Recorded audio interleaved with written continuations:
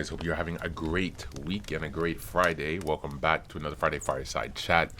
Today I'm sharing with you a lecture by Vernon Howard. So he's an American spiritual teacher, like author, and kind of a philosopher actually. A spiritual guide who, was born from 1918 to he died in 1992. I never came across him before until actually just this last week. And some of his teachings were so impactful that I've listened to in the past week already to about maybe 10 or 15. He has many different lectures, quite a few different books that he's written. And I feel like it's honestly been the piece that was missing that I needed, How they say the expression, when the student is ready, the teacher appears. I feel like he came like as a synchronicity because his forceful way of explaining things, his directness, this masculine edge of explaining these kind of topics has really helped me kind of open my mind a bit more easier. He's kind of giving you that jolt or that wake up call. I was reading one of the comments. I wish I could remember the other guy's name. They were comparing Vernon Howard to the Miros or some other kind of guy. I forgot to save it, so I can't find it yet. But they were talking about how Vernon is like waking you up with a punch to the face, and the other guy is waking you up with a nice song. And so, I'm definitely all for the punches in the face. That sounds really strange, but I like that big wake up call that just, here it is. I love the matter of fact way that he explains things. And I feel it really empowering and enlightening, encouraging, motivating, empowering, just really getting you stuck or unstuck, I should say, and onto a better path, a path where you can begin to let go of self-doubt, of fears, of all the limiting beliefs, of how to exit the matrix, essentially, of all the false beliefs, preconceived beliefs that we have, understanding conceptions, all of the things that are wrong, that were stuck to us because of the past experiences, perhaps lack of support or guidance, nurturing, protection, or crafting of an accurate self-image and worldview. When you move through that world in that way, you tend to start internalizing or taking on things that are not really yours. And his teachings really help us to wake the fuck up with a punch in the face and then to push back, with an intensity. I love when he's talking. Sometimes he just starts yelling, and it's kind of like really that wake up call that you need, not someone who's just, I love Alan Watts also, but it's kind of like just really chill and lackadaisical, but this guy is really forceful, And so in any case, since we're in the month of March and the theme is building self-trust and confidence, a core aspect of that is releasing the self-doubt. And so I'm sharing this video, this lecture, as a wake-up call. Actually, we won't be listening to the entire thing. It's about half or maybe a third of the recording that I've put here. So I do encourage you to click on the link in the show notes where you can listen to this lecture in its entirety. You can also see some shorts on YouTube where I'm putting some text from his books and also some lectures in the shorts on YouTube in case you want to get a better feel for what kind of things he's talking about, the variety of his work and his thought, essentially his philosophy. It's a really great resource. I'm so happy and grateful that I found it because I really needed that punch in the face to help me get over this next hump that I'm facing in this process of ever expansion and growth. And so grateful to have found them. And so I'd love to share with you this talk on self-doubt by Vernon Howard. You've heard of the man who went out and bought a boomerang. Says he decided he wanted to have some fun. So he bought the boomerang and threw it out in the air. And of course, it circled in an arc and came back to him. Great fun. So he threw it out again, learned how to handle it right, threw the boomerang out, it circled up in the sky, came back to him again, picked it up. Did this for a long time, had great fun with the boomerang, which always came back to him. Then he tried to throw it away because he got tired of it. And the boomerang came back, and he wanted to throw it away again, but it was in the nature of the boomerang to come back, so it kept coming back to him. He couldn't get rid of it. Now, I'm looking at you, and you're looking at me, and here's the question. What is the boomerang in your life that you're trying to throw away, but it keeps coming back to you? Doesn't it? Of course it does. And you've got 1,000 exercises in your mental arms to throw that boomerang out, and the next morning it's there again. Shall I tell you what it is? A major one. You can all nod your heads internally to this. What you're trying to push away from you, and you have never succeeded up till now in doing, what you're trying to get rid of desperately is self-doubt. Right? Haven't you noticed how your mind churns around all during the day? And at certain times you have what is called feeling good. You feel a little bit secure because some external event or some thought of your own comes up, and you think for a little bit that you've solved the problem, or that heartache, that pain, that memory, that self-accusation. You think you've solved the problem. You think you've thrown it away finally, but it is never in the nature of the heartache to go away the way you're trying to get rid of it. See, the evidence of our wrong behavior in life, of our wrong actions, the evidence is so clear, so much right in front of us. The evidence being, and you know it, that you have not solved your problems. No matter what you've done, no matter how you kid yourself about. If you've got rid of one problem, it's simply because you traded it for a second one. Therefore, the fundamental self-doubt remains. You know how much we've talked about man's false identity, that he picks up a sense of self, a wrong sense of self, from becoming successful, or, and listen to this, or from suffering. And he says, well, I'm a suffering human being at least. Maybe I'm a martyr. And so a man and a woman seeks 1,000 ways to get an identity, hoping that one out of the 10,000 or 50,000 will be permanent, and it never will as long as you are under the hoax that you presently are. Something drastic is going to have to be initiated by you. What's going to have to happen is for you to meet someone or something who is unlike you. I said you're going to have to meet someone who's unlike you so that you can listen to something that is not a part of your present nature. And oh, what a difficulty we're in now.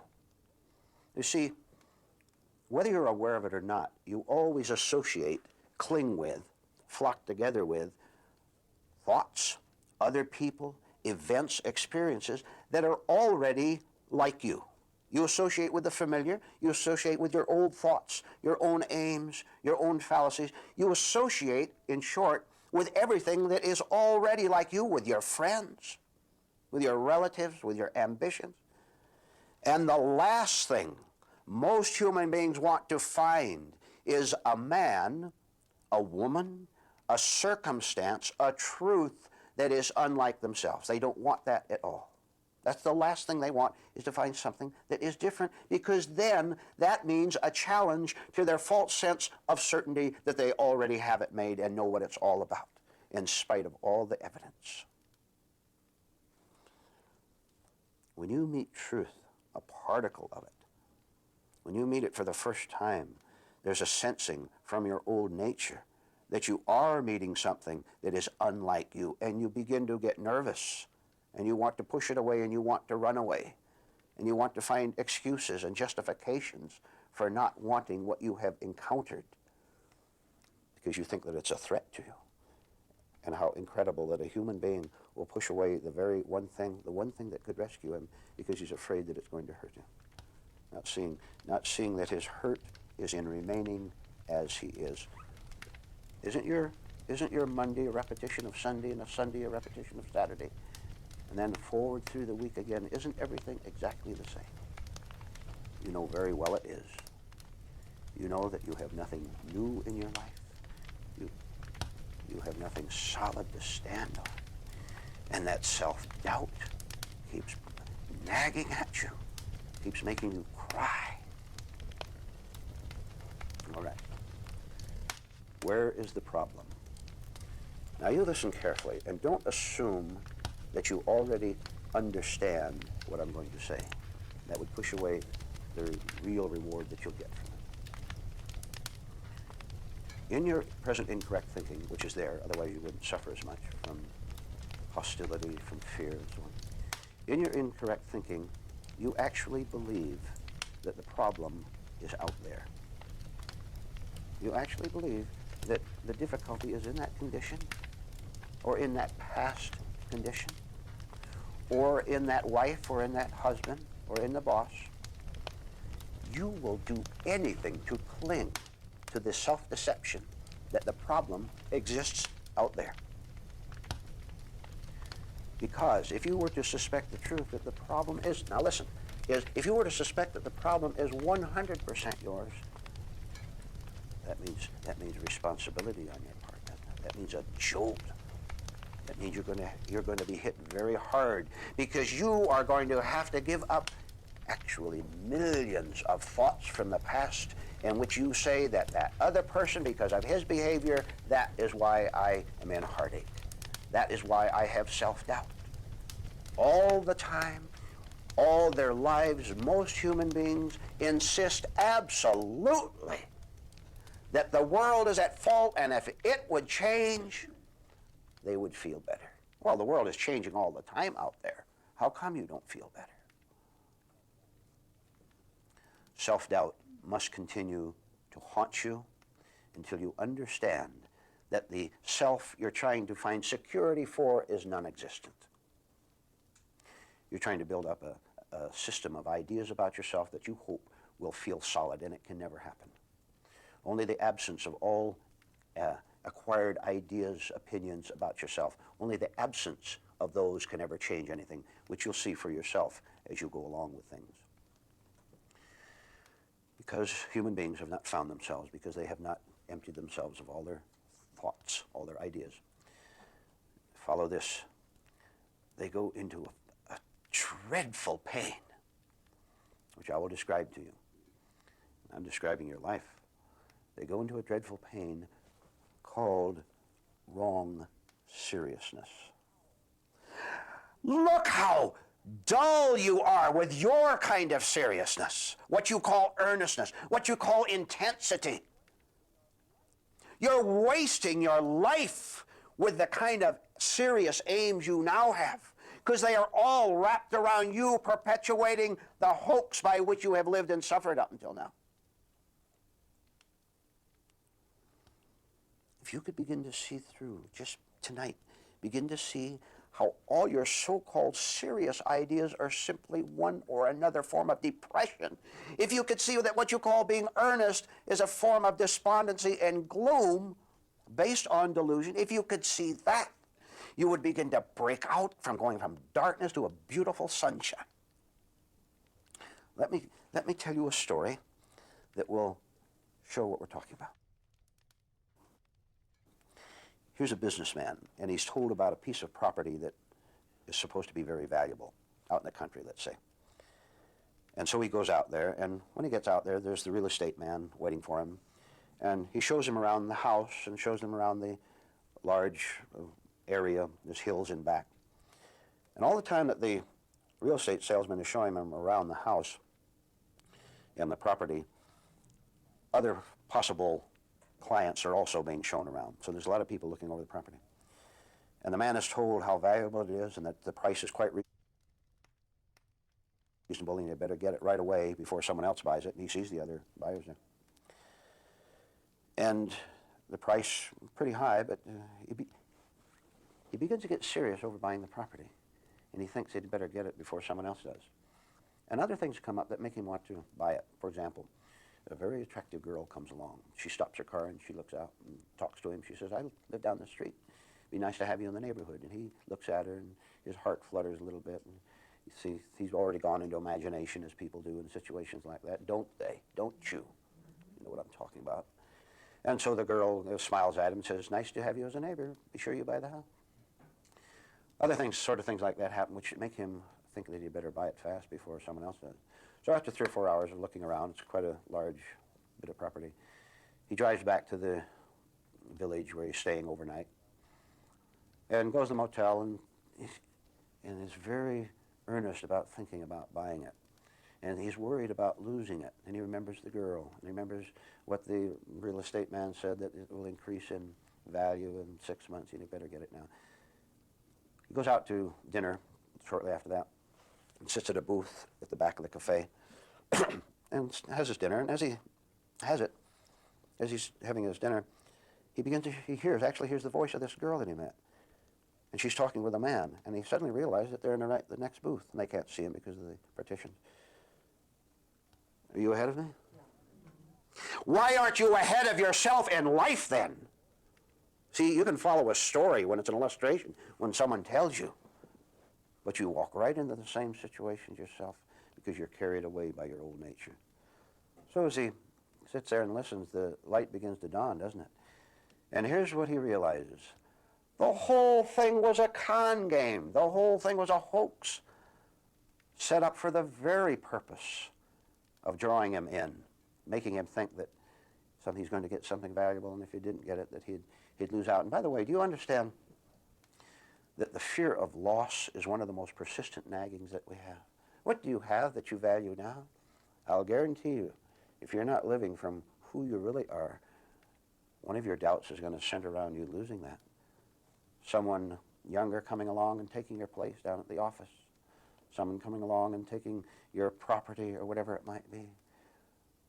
You might go home tonight and ask yourself what you fear losing and investigate that to see where you have got something all mixed up, where you have identified with your possession. That is, you think it gives you an identity, and the thought of losing this or that causes you to shake, only it really isn't you shaking at all. It's simply some thoughts that you take as being you.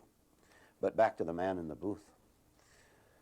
He sits there, and it dawns on him, of course, that the whole thing was a show, a theatrical production. All the other people walking around, all calculated to deceive him into buying the property at a price where he would lose his money. Now, I want you to listen to me. You won't understand what I'm going to say. It's much too enormous. It's much too overwhelming. But you can hear the words, you can hear the description. And then you could go home and you begin to ponder it and apply it personally to you, because you've all been taken in. You've all been deceived to the depth which you do not know. And I'll tell you where you've been deceived. It's going to be too much. I've warned you, and I'm going to tell you. Your whole life is a hoax. You have believed what people tell you. You've fallen for the attractions. You think if you don't do this, you're going to miss out. And you know that it's a very rare human being who ever sits in the spiritual booth, so to speak. And right in front of him, he hears the hoax being exposed. It is happening tonight. I am telling you about the entire life situation that you are involved in, and you, today and yesterday and 10 years ago, you walked around that property and you listened to what the people said. And you were gullible. And you wanted to believe certain things. You wanted to believe that you're going to get a bargain or whatever. Only all the con men, there are only a very few in that story. But everyone you met in your life has deceived you in one way or another, because they were just as lost as you were. It is time for you to wake up and see, put two things together. Put through the idea of wrong seriousness, false earnestness. Wasn't the man serious or in earnest about getting that? And wasn't he suffering from fear of loss? You put all these facts together, and you will finally see that all your pain, all the pressures, all the anxiety was unnecessary, because you didn't see what was put over on you. You were taken over by your desires. As you walked around and you saw the hill in back of the home, you figured out how you could use it for your personal benefit. And all the time you were thinking all these things, you didn't know, because you weren't told, that the very foundation of the house itself was beginning to crumble. And the man who was showing you around made sure that you didn't see that. I tell you that you have wasted your tears. You have wasted your pain. They are unnecessary, because you don't need to be on the tour in the first place, you see. But you asked for it because you said, I need something, I want something, and there are plenty of con people around to offer it to you.